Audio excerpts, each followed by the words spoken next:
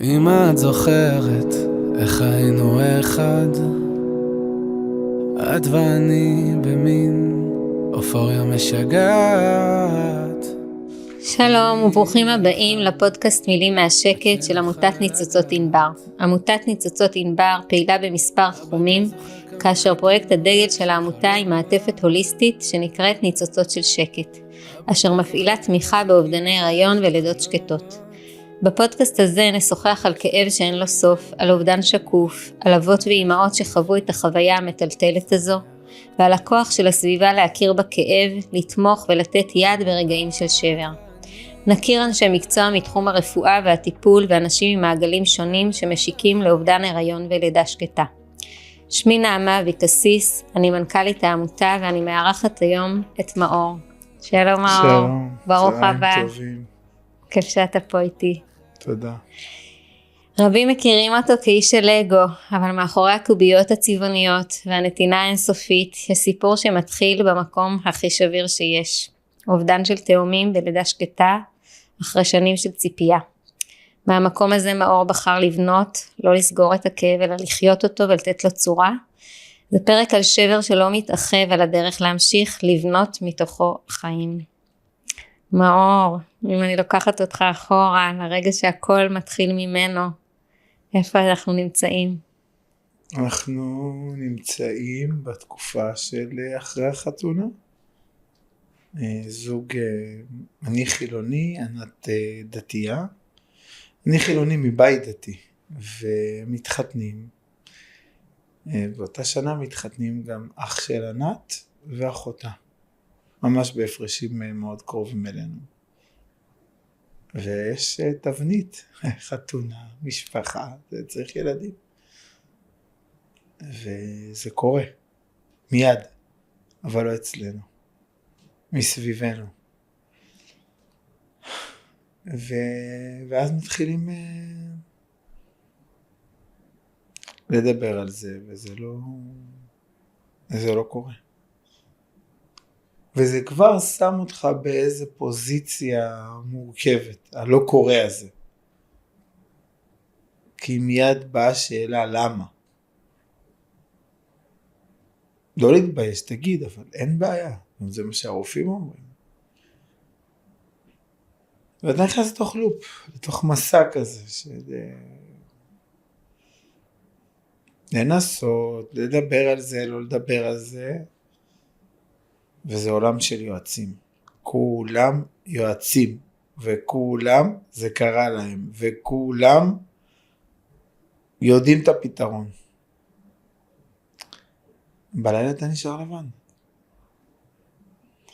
והולך לברית של האחיין הזה, ובריתה של האחיינית הזאת, וכל מי שמכיר אותך ויודע שאתה מנסה, מזמין אותך להיות קוואטר בברית שלו, ותשתי את היין הזה, ותקחי את הבקבוק הזה, ואחרי 5 שנים זה בא. ובא בגדול. איך נראה השמחה של הריון ככה, אחרי ציפייה כזאת? וואו.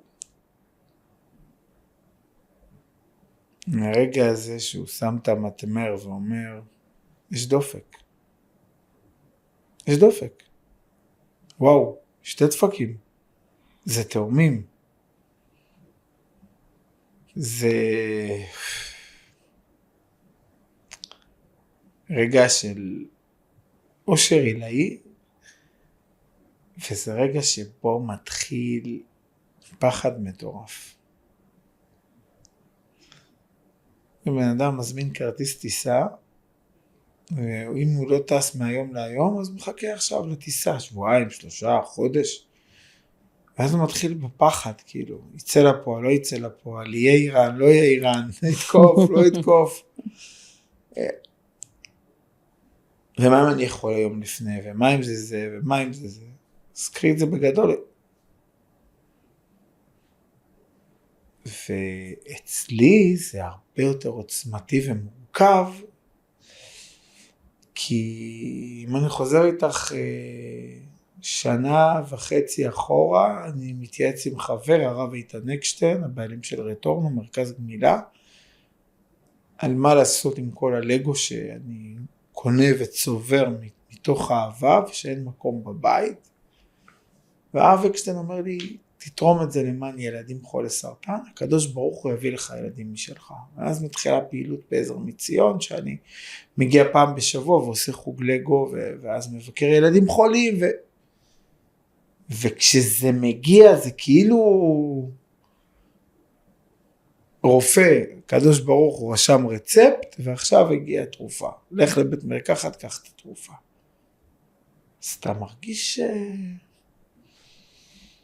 מוגן, וזה תאומים, אז זה 2, זה שם אותך גם מול האחרים בפוזיציה, וואלה, יש לי 2, בסדר. נתן לי פור הקדוש ברוך הוא. וזה בן ובת. וזה בן. זה בן. אבא שלי בחיים. אבא שלי שכל החיים הייתי עליו ילד חרא, ורק ב10 שנים האחרונות הוא רואה ממני נחת, אבא שלי יזכה להיות סנדק בברית של הבן שלי שאני אקרא לו על שמו. וואו, זה החלומות. כן, אז הנה עכשיו הכל אבא שלי בן. עוד רגע זה נפרע. הנה אבא. יעקב אני אקרא לו. ואז זה בא.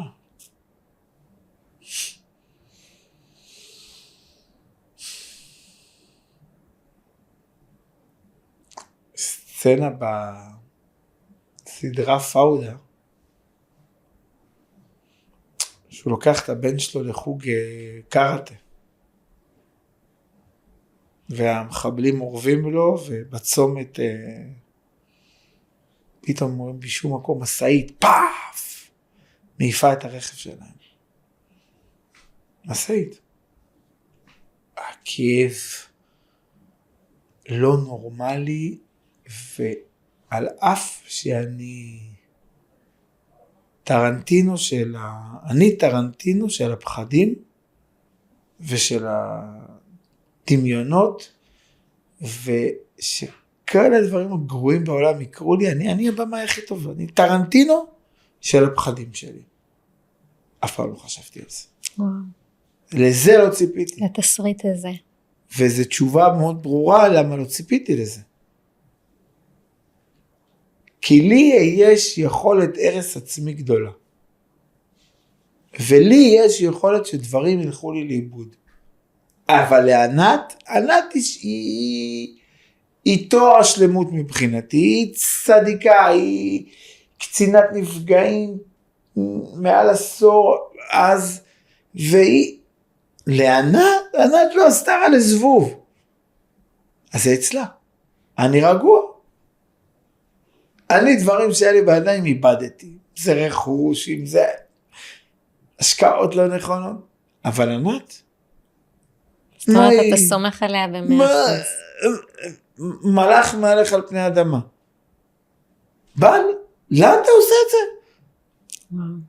לא ציפיתי לזה.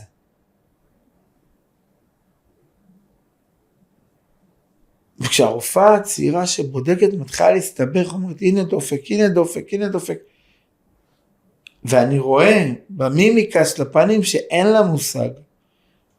ואז שמגיע הרופא בכיר יותר, והוא אומר, תסתכלי, זהו. וואו. אתה מבין שזהו. איזה כאב זה. נשאית.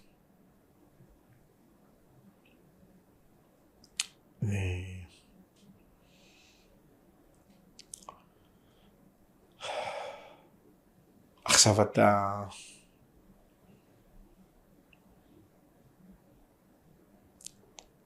אתה שקוף. כאבא.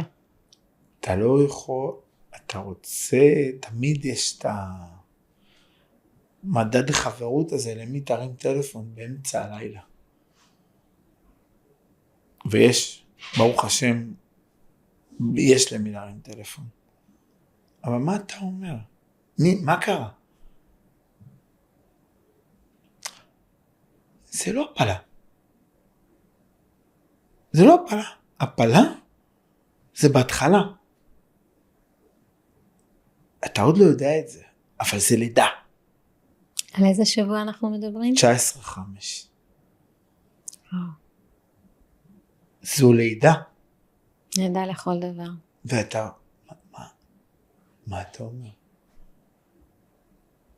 אחי, איבדנו את התאומים. איזה תאומים? אין לכם עדיין ילדים. נו, אבל זה רק הריון. נו, זה לא ילדים. עכשיו, יש את האלה שעונים לך ככה, ויש את האלה שאתה כבר מפחד מהתגובה, אז אתה בכלל לא...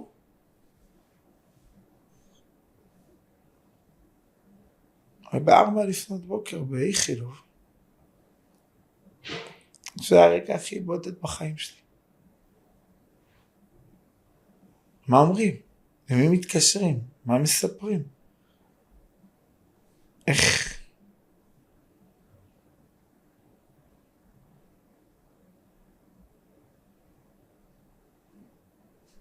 איך הרגע הזה נראה ביניכם?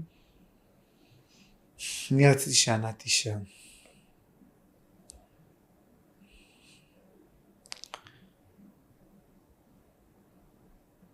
ועדיין לא ידענו לאן זה הולך.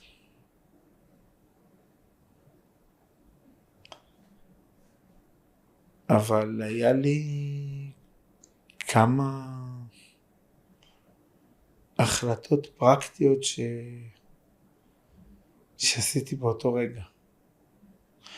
באותה שבת, במוצאי שבת, ההורים של ענת היו אמורים לטוס לסין. התקשרתי לאמא שלה בזכרונה לברכה, טובה, ב5 בבוקר, אמרתי לה טובה. אתם טסים לסין. מה פתאום ואין מצב ולא יהיה טובה. לענת יש מספיק כאב על החזה עכשיו. דבר אחרון שהיא צריכה לדעת שביטלתם בגלל הטיול. דבר שני, היינו במהלך חיפוש דירה.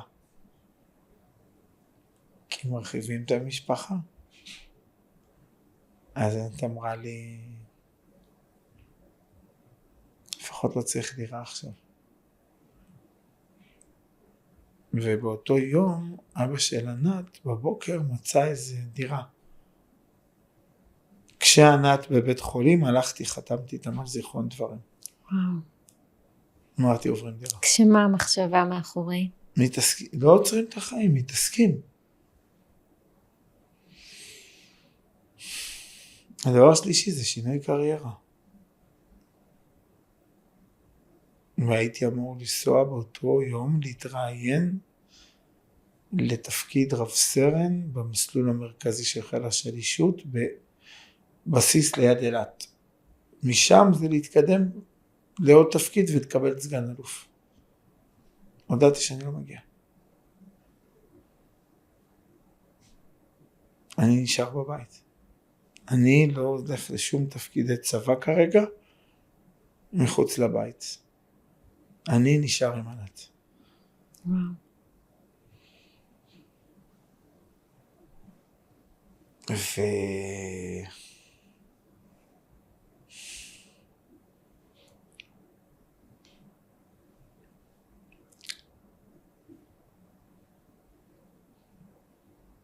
ועכשיו צריך להתחיל ללמוד ללכת מחדש.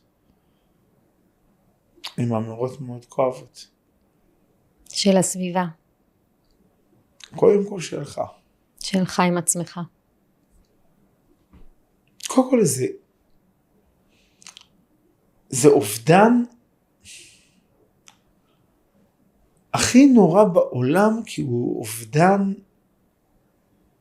קמאי. אין לך כלום. אתה חוזר הביתה בידיים ריקות. לבית ריק.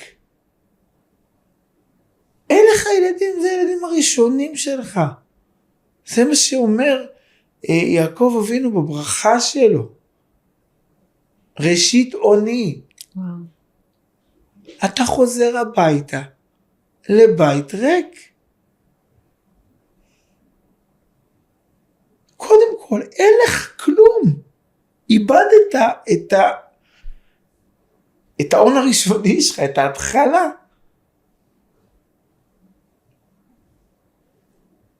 אחר כך, ענת אומרת לי, עכשיו הסתכלו לי על הבטן ואין לו כלום.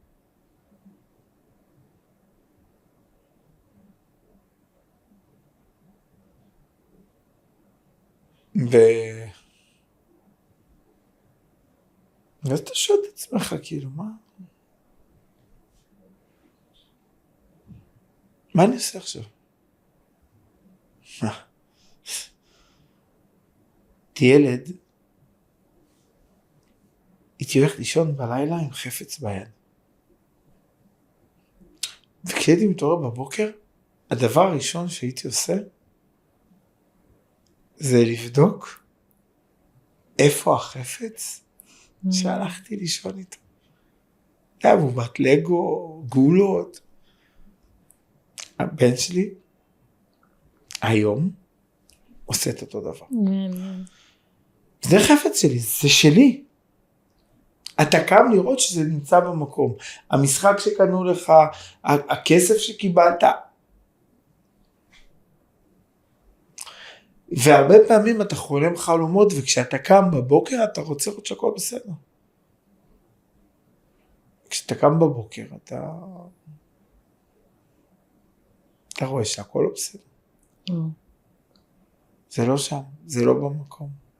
איך קמים בבוקר?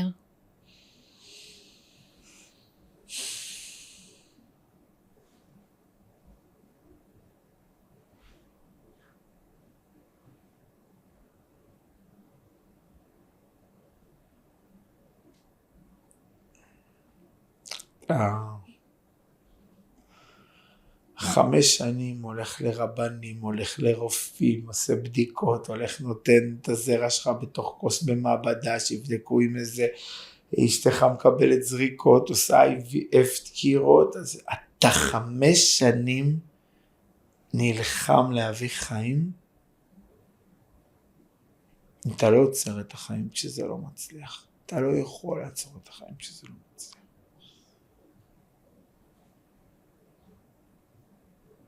והאמונה גם יש לה... שייכתי לרב שלי, רב מיכה לוי. אמרתי לו רק דבר אחד, אני רוצה לשאול אותך. ביום כיפור, באבינו מלכנו, צרחתי שישאל לו תפיל פרי בטנה. למה זה קרה לי? אז הוא אמר לי, מאיפה אתה יודע כמה נשים אחרות, בזכות התפילה שלך, נשמר פרי בטנם. אנחנו מתפללים לקדוש ברוך הוא.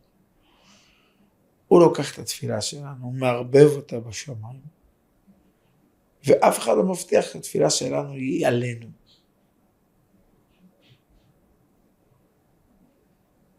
זה עוזר. שיחות האלה עם רבנים, רב מיכה, רבנים שיודעים להקשיב. עכשיו צריך להתחיל ללכת מחדש.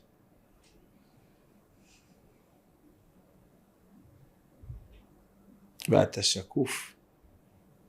אין שיבה. אין לוויה. אין מנחמים. גם רוב האנשים לא יודעים איך לדבר על זה בכלל. הם לא יודעים להגיד את זה.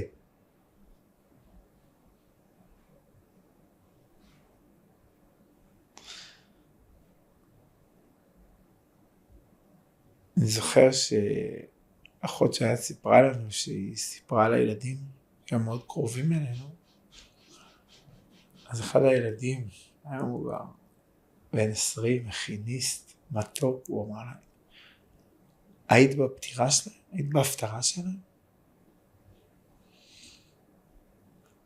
ומפה מתחיל כאב מאוד עצום שאני לא סולח לעצמי עד היום. אני הייתי שקוף לתהליך, אמרו לי קוברים, אמרתי סבבה.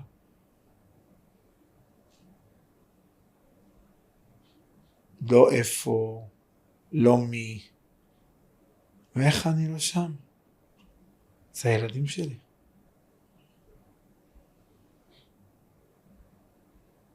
לא היה את ניצוצות ענבר אז. אבל בכלל לא חשבתי שיש לי את הזכות, את הלגיטימיות, להגיד, רגע, שנייה. אני לא חושב שגם אז בתי חולים ידעו להתעסק עם זה, היום כבר. כן. היה שונה מאוד. אבל לקחו אותם. וזהו.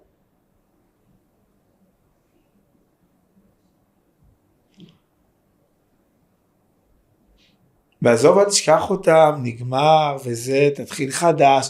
עוד 11 חודש, אתה תראה בדוק. גיסתי היה לה, דודו שלי היה לה, סבא שלי היה לה.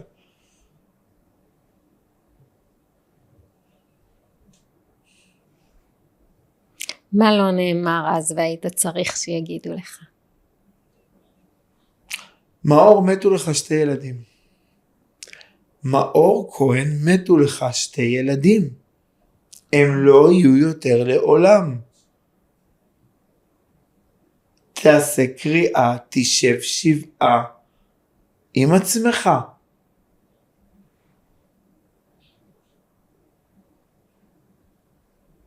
לך לים, תבכה.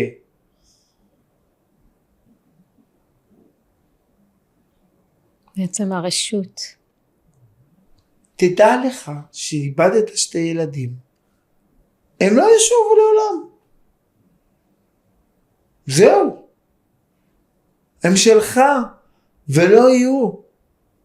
עכשיו תתמקד בך, בכיף של אשתך. ולא במרוץ להשלים את הפער.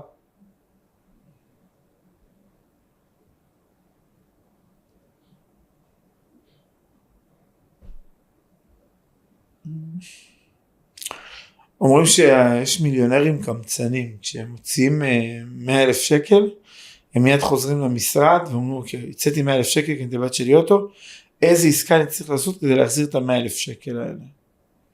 ככה הרגשת? אתה הכנס עכשיו למרוץ, להביא ילדים. למה להביא ילדים? כי אתה רוצה ילדים, או כי אתה רוצה לחסות את הבור הזה? וואו. לא, זה לא תחרות.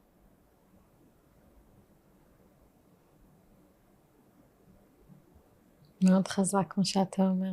זה אבלות. כן. יש באבלות תהליך מאוד חכם של closure שאין אותו.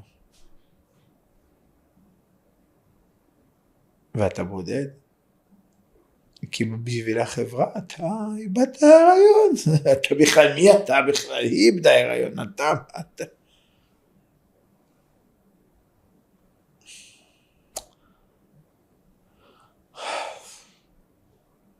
אתה לא מאבד הריון, אתה מאבד את הזכות להיות אבא. וואו. כשבאמת זה הריון ראשון, ההגדרה של הורות היא מאוד מבלבלת. אתה מאבד את האבהות. אבל אתה גם לא חוזר להיות זוג בלי ילדים. זה איזה מצב ביניים שהוא בלתי אפשרי. אין לו הגדרה. כן. כן. קשה להיות בלי הגדרות. כן. אנחנו חברה של תבניות. לגמרי. והנה, אתה בתוך בור אינסופי. ומה עוזר לך לצאת, להתחיל, לטפס, או אפילו רק להרים את הראש, לראות את האור? הבית, לעבור דירה. לעבור דירה. אני זוכר שבאים חברים מהלימודים. חבר בא עם אשתו, וזוג חברים באו אלינו לבית החולים. אז חבר ככה תופס אותי בצד ואומר לי, תשמע, חבר'ה לא יודעים איך רוצים לגוע, לגשת, לא יודעים איך.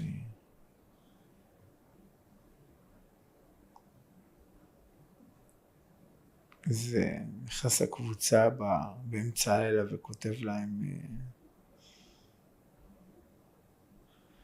אני צריך עזרה, מישהו יכול? מיד, כן, מה צריך? אני אומר להם, צריך שתוציאו חולצות. תכתבו סוף מסלול, תאומים לא שרדו. די, תפסיק עם הבדיחות השחורות, ואז תתחיל לדבר. צורה, אנחנו עוברים דירה מחרתיים, אני רוצה שתבואו לעזור. וענת קולטת שאחד החברים שלי, הוא ממש, כאילו הולך על ביצים ככה, והוא לא... באיזה שלב, נופל לי צלחת מהיד, אנחנו מרימים איזה ארון עניבו, וענת צורחת, מאור תפסיק להפיל, זה תפקיד שלי. הוא מניח את הארון, והוא לא יודע איפה לשים את עצמו.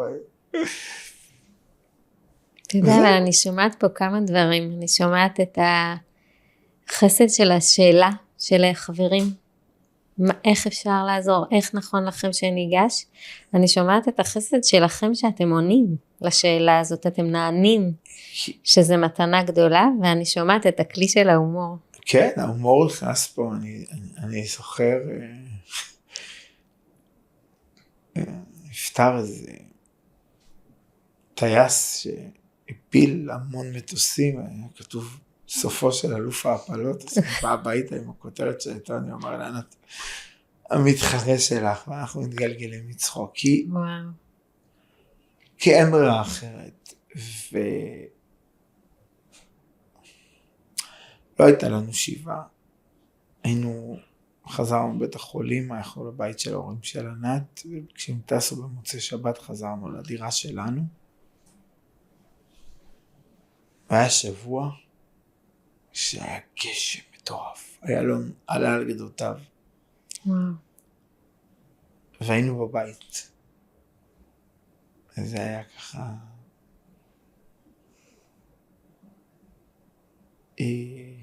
ולי יש את הזכות שיש לי את הלגו.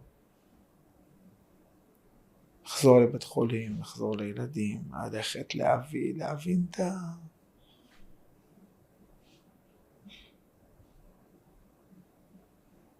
איך זה בעצם מתפתח? אתה אומר שהתחלת מאותו ככה, הרב אקשטיין שנתן לך איזה ככה הגעתי לעזר מציון, לדוקטור ברכה זיסר, ואמרתי לה, שלחתי הרב אקשטיין כך וכך. אם מישהו היה בא אליי, אם אני הייתי בכיסא שלה, הייתי אומר לו, לאמא שלך, תקדם. היא לא, היא זיהתה הזדמנות, דוקטור זיסר. היא ראתה אותי. היא אמרה לי, לך על זה. קדימה, תתחיל. ואיך זה מתחיל? 3 ילדים, 4 ילדים, פעם בשבוע, 5 ילדים, בונים. חוג לגו. חוג לגו. אז הייתה ילדה שרצתה כל יום. כל יום? כל יום. ואתה מגיע כל יום? כל יום. אחרי 7 היא נפטרה. וואו.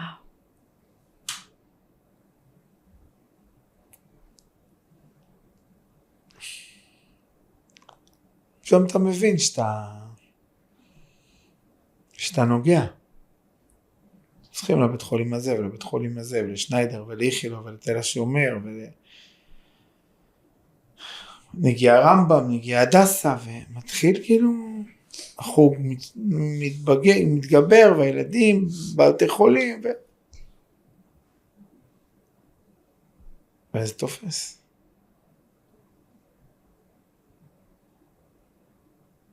וזה נותן לך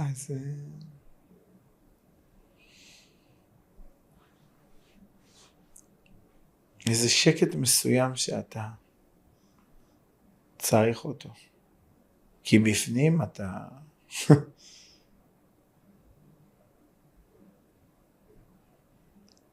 אתמול הבת שלי נמצאית,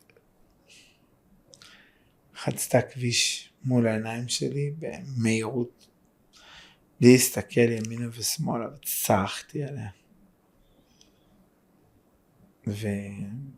ובלילה אמרתי לה, את יודעת, אם אני אאבד אותך, אני לא עמוד בזה. שצריך כבר מעצמי.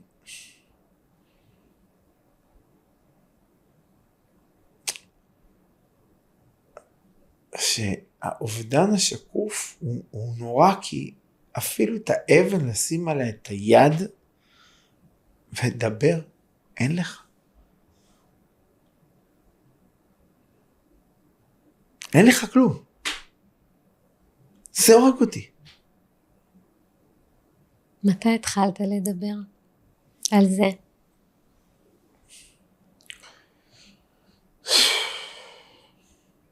ניסיתי לדבר על זה מהרגע הראשון, דיברתי על זה הרבה, אבל לא... כשהתחלתי לספר את הסיפור של הלגו, אז חיברתי בין הדברים ישר.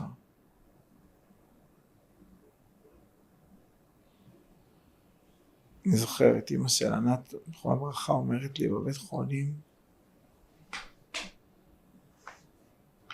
אם יש עץ, יהיו פירות. וואו. תשמור על העץ שלך.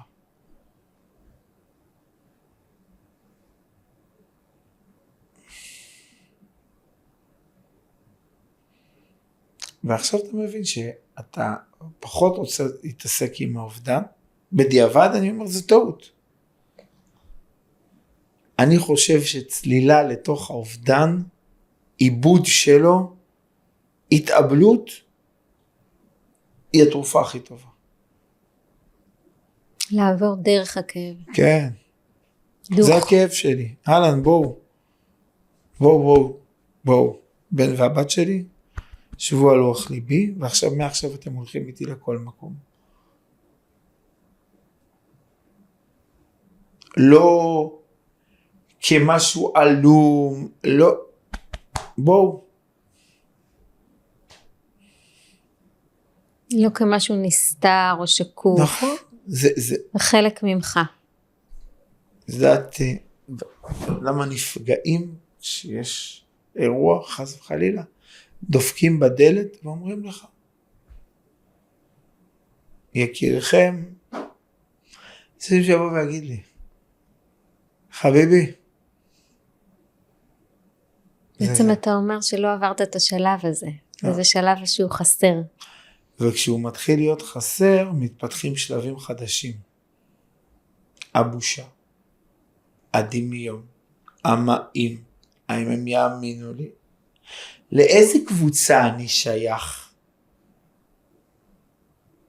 לאיזה שכול אני מתחבר?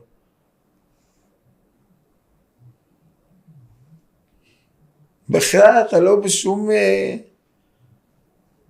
קטגוריה. אין לך כותרת.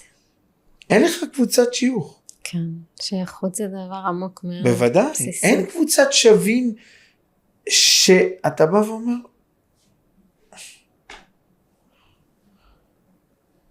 שמי רגע, אני צריך לדבר איתך,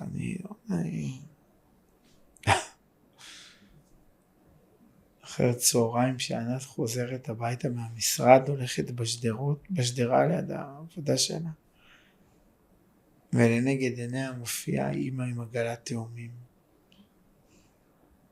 והיא כבר בחולה מכאב. אז היא חולפת העגלה ורואה שבעגלה יש ירקות. והיא מתקשרת אליי ומספרת לי את זה ובוכה וצוחקת. ובדירה מול הדירה שעברנו אליה, חלון מולנו, זוג הורים מדהים, שכנים שלנו עד היום, נולדים להם תאומים. וואו. בן ובת, יפים, מתוקים, שיהיו בריאים שלא משמור אותם. אבל איך אתה פותח את החלון בבוקר? וואו. לנגד עיניך. לנגד עיניך. איך מתמודדים עם זה? הכי כואב היה בפורים. בפורים. שכל הילדים עוברים ברחוב, מחופשים. יא רבי.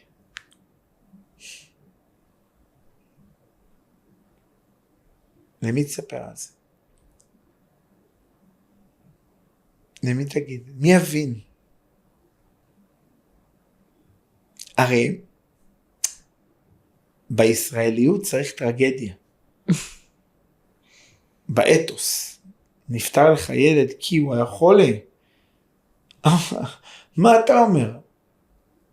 איזה נפטר לך ילד? הוא לא נולד עדיין. נכון, הוא לא נולד. אתה חושב שהוא לא נולד, הוא נולד באבו אבוה. כן. אני הייתי. אני שמעתי את הצרחות. אני ראיתי את הילד.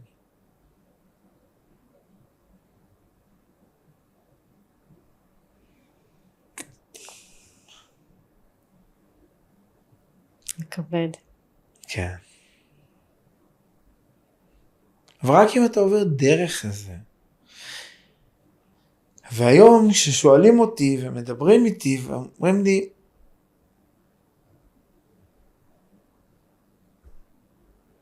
אני אומר את כל מה שאני לא ידעתי אז. מתי בעצם אתה מתחיל לעבור דרך הכאב?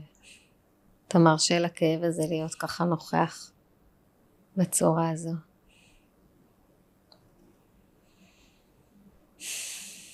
שטיסל.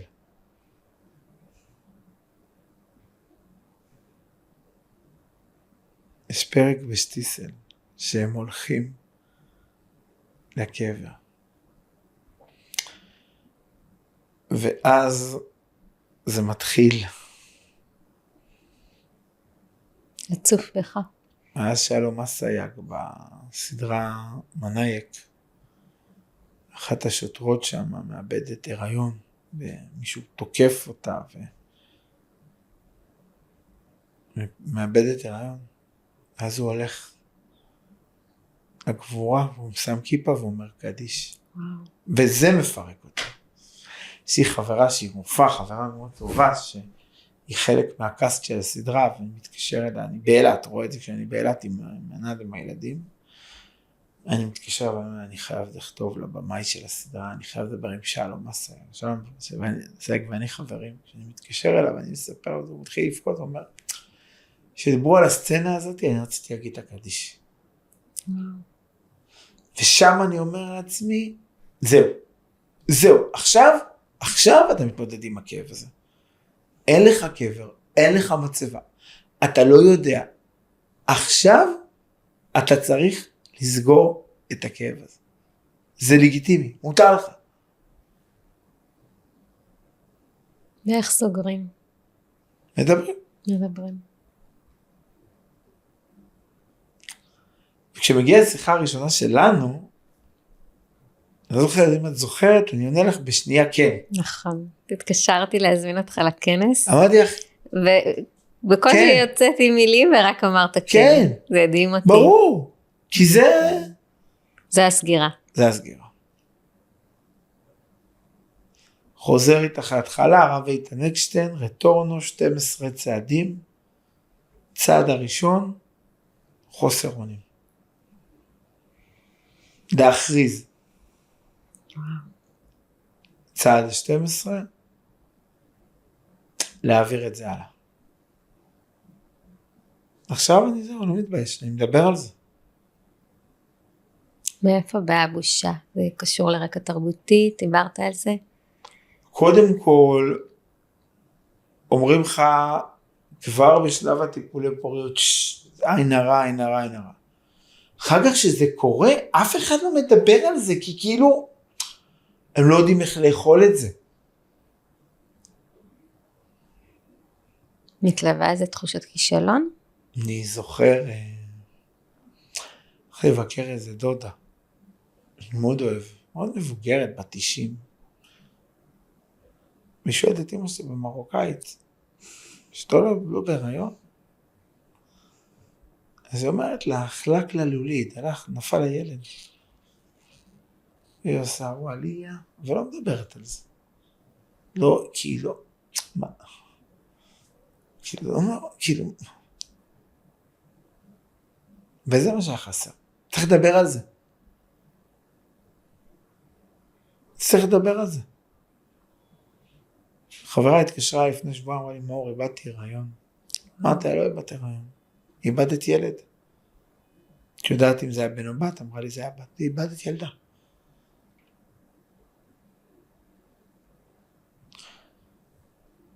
אני רוצה לדבר עם בעלי.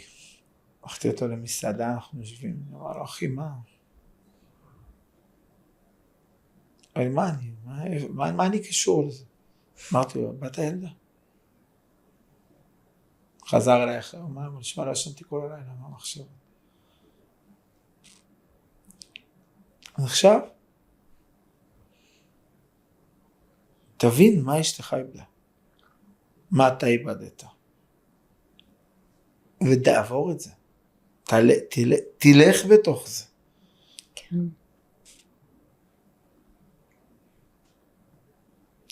סיפרת על איזה סצנה בבית חולים, שאתה יורד לקנות לענת כדורים לייבוש חלב ותופס אותך איזה ילד, ושואל אותך אם הגעת אליו ליום הולדת.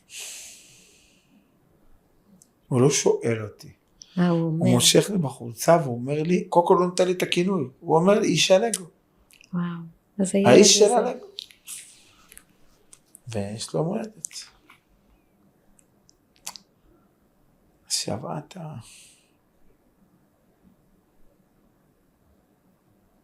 מה אתה מסביר, מה אתה אומר, מה אתה... הוא נותן לך גם כינוי וגם תפקיד. כן. אז הבנתי, זה התפקיד שלך. זה התפקיד שלי. נגמר הכל. ואז אתה מתחיל בעצם מהחוגים, אתה עובר להתחיל לחלק את להעצים את זה יותר. להקדיש, האהבה שלך ללגו מאיפה הגיעה? מאמא, מגיל 5, ערכת לגו ראשונה. עלתה כמו המשכורת שלה. וואו. אין, לגו זה... וגם שם, הלגו הוא מאוד תרפויטי, כי אבא שלי חולה לב, ואמא שלי איתו כל הזמן בבתי חולים, ואני לבד. סבתא, דודה, ביני לבין אחי הבכור, 16 שנים הפרש. וואו. אז אתה והלגו. ביני לבין אחותי, 9 שנים הפרש. ואח באמצע 13 שנים. כשאני בן 9, ואבא ואמא בבית חולים, אחותי כבר בשירות לאומי, אח שלי בצבא אחרי ישיבה, ואח הגדול בכלל בארצות הברית.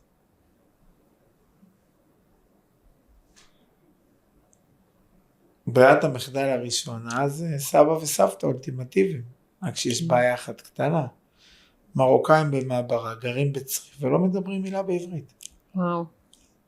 טלוויזיה אין, שחור לבן. מחשב עוד לא. טלפון לא קיים. להם לא היה טלפון בבית. אבא שלי היה עובד משרד ראש הממשלה. אבל סבא וסבתא שלי לא היה טלפון בהתחלה. ואמא קונה לגו. ואמא קונה לגו. מסיימת לעבוד, עוזרת גננת, הולכת לבית חולים, אבל חוזרת קונה לגו. ואת המתנה שהיא נותנת לך, אתה נותן לילדים. כן. וואו.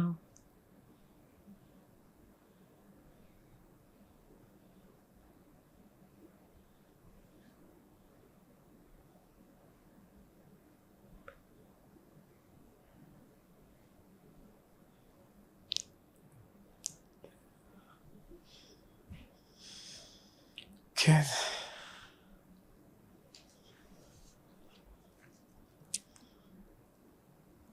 הרבה כאב צף.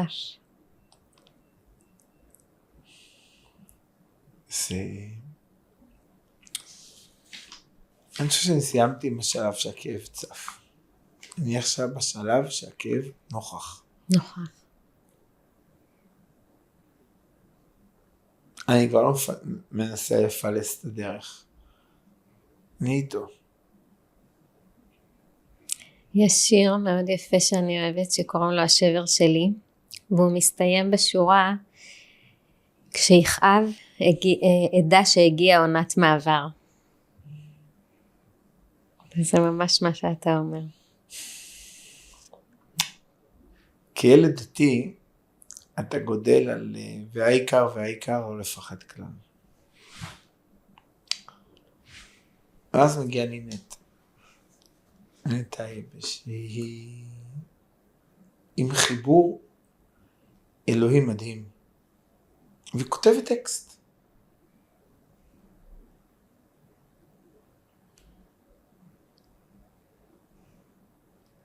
היא לא יודעת בכלל, אם לא אוכל, לא לפחד כלל. וואו. תחזור על זה רגע עוד פעם. אני צריך למצוא את המילים המדויקות. קודם כל, היא אומרת, בשקט יש יותר מילים, ולא בטוח שבכלל לא אוכל לפחד כלל. שהיא נותנת איזה רשות לפחד. אני מפחד. הפחד הוא הגנה הכי טובה. אני היום מפחד. איך נראה ההיריון שאחרי? פחד אלוהים, קטסטרופה. קודם כל לוקחים רופא פרטי. הבדידות של אותו לילה לא תחזור על עצמה. שאין לך עם מי לדבר. רופא הקופת חולים בכלל היה אנמי לתהליך. אפילו לא הרים טלפון לשאול, איך הם איזה מכה וריון? מה קורה עם זה? וואו. אז קודם כל רופא פרטי. הוצאה מטורפת. אבל מישהו שאתה יכול להתקשר באמצע הערב ולהגיד לו, הלו, עכשיו פרופסור מסלוביץ' היה מדהים. מהרגע שנכנסנו אליו, אמרנו, תקשיב. אומר, אני יודע, אני מוציא לכם צו מעצר שעושים להיכנס לאינטרנט, תדברו איתי. זוכר ביום, אחיין של ענת היה, גיסתי הייתה עם ענת שבוע, באותו שבוע הריון. ואז הוא נולד. בבוקר שהוא נולד הלכה ונתנה אוכל לכלב שלנו והחליקה. כבר הייתה בהיריון. ואתה מת מפחד. כל דבר מפחיד אותך. איך מתמודדים עם הפחד? רופא פרטי, הלו, עכשיו הוא כבר יודע. הוא כבר מבין מתי, והוא כבר גם לומד איך להכיל. והוא סבבה. כלב שלנו חלה בסרטן, והוא נפטר שנת הייתה בחודש שמיני. והטלפון הראשון זה לרופא, תקשיב, איך אני אומר את זה לענת עכשיו? ומה זה עושה להיריון? וזהו, מתים מפחד, אבל מקבלים את זה שמתים מפחד. פשוט ההכרה עוזרת. מתים ההכרה. קח אותי ללידה הזאת.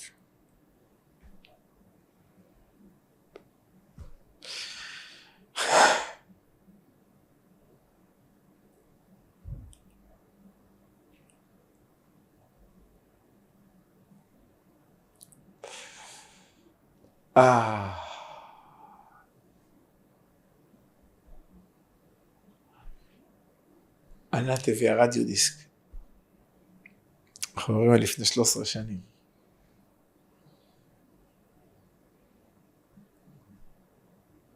רוחמה בן יוסף, שגם חפתה.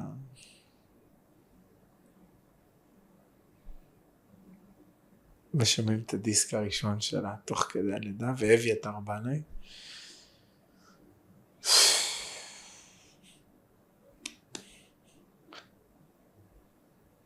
חוויה מטורפת.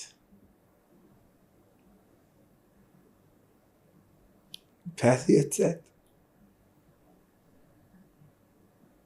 וענת הכינה אותי לזה. שיכול להיות שיוצאים לפעמים לא בוכים. ואני זוכר שממש באיזשהו שלב שמתי את הפה על הבטן ואמרתי לה, שומעת? בואי תתחילי עם אבא בטוב. והיא נצאה ונתנה את הצרחה של החיים. אני צרחתי שהחיינו, ואבא שלי בכה בחוץ.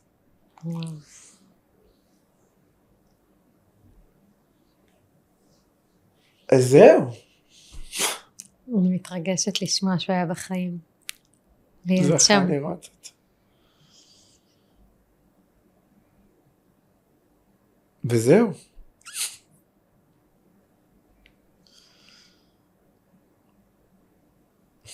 והולכים לקנות חדר ילדים.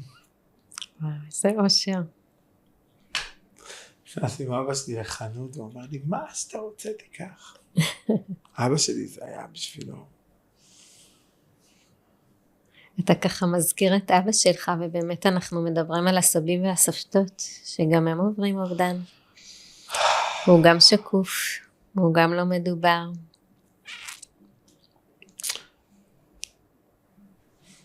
הם מרגישים כישלון, כי הם לא הגנו עליך.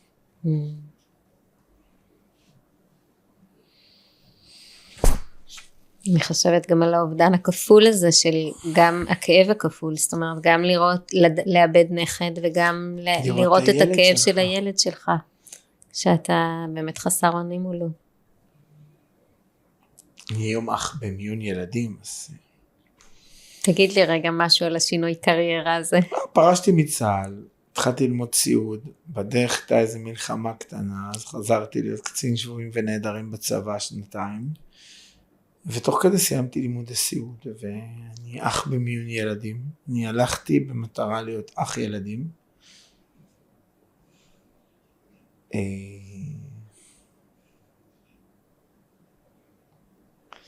אני רואה את ההורים שבאים עם הסבא והסבתא, ואת המקום שהסבא, כי בצד אחד זה האבא, זה הילד, והאבא שלמעלה. אני כאן, אני כאן. אחרת אבא שלי אומר לי כל הזמן, הולדי, אני כאן, מה שצריך, אני כאן. אני רואה את אמא שלי, איזה סבתא היא היום. איזה אושר. איזה... ותמיד כאילו... זה תמיד שם. האובדן חי. כן. לצד תודה לאל 4 ילדים. כן, אני גם מחיה אותו. אני גם מחיה אותו במודע. אני גם מחיה אותו. אחת הבנות באה ואמרה לי, לפני כמה חודשים, אמא של חברה שלי הייתה בהרצאה, והיא שמעה את הסיפור שלכם על התאומים, ואז החברה אמרה שאני לא בכורה.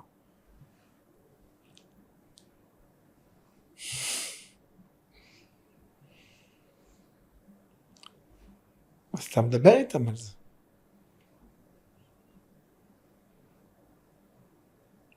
אז הם מתחילים להילחץ שאם יבוא משיח והם יחזרו, מה יהיה סדר הכוחות בבית? תאחזו בפחד הזה, זה טוב, תאחזו בה. כמה טוב שהדברים מדוברים. כן, אין תחליף לזה. אין תחליף לזה. לגמרי. זה ריפוי גדול. כן. מדהים. רוצה להוסיף משהו על 3 הילדים הנוספים? 4. סיפרת את הלידה הראשונה של הגדולה, ועוד 3. אחר כך זה רוטינה של טיפולים, לידה,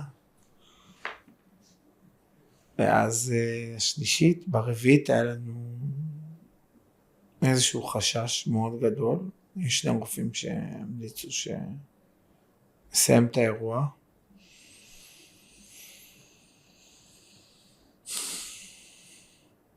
מהרגע שענת שכבה על מיטת הרופא, הוא אמר לה, לא יכול להיות שאת בהיריון, לא יכול להיות שאת ממשיכה את ההיריון הזה. אמרתי, שומע, דוקטור, תישאר דוקטור, ותשאיר את העצות לאחרים. תכתוב מה צריך, ואל אתה מחזיר פה עכשיו,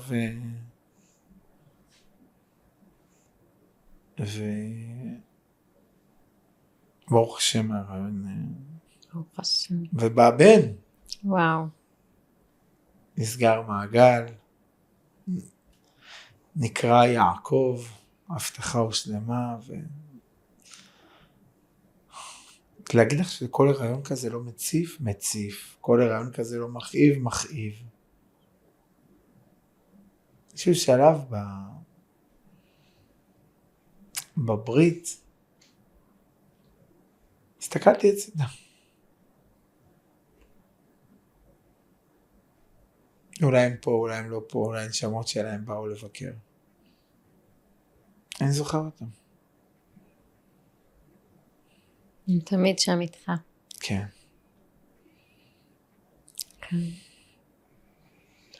מאור, איזו שיחה מרגשת. תודה רבה. יש מסר שאתה רוצה ככה למסור? כן. להורים שעוברים כרגע חוויה כזאת. אני רוצה לומר כמה דברים. כן. אחד, אני מאוד התחברתי מהרגע הראשון שפנית אליי, כי אני חושב שמה שאתם עושים הוא הצלת נפשות. ואני חושב שצריך לדבר את זה מאוד, בעיקר האבות.